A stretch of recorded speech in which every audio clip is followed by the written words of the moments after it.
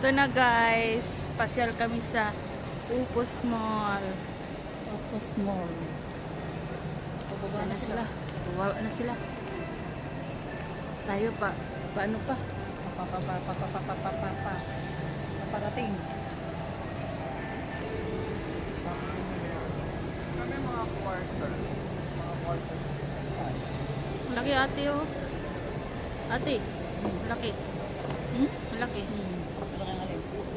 Yung ano? Okay?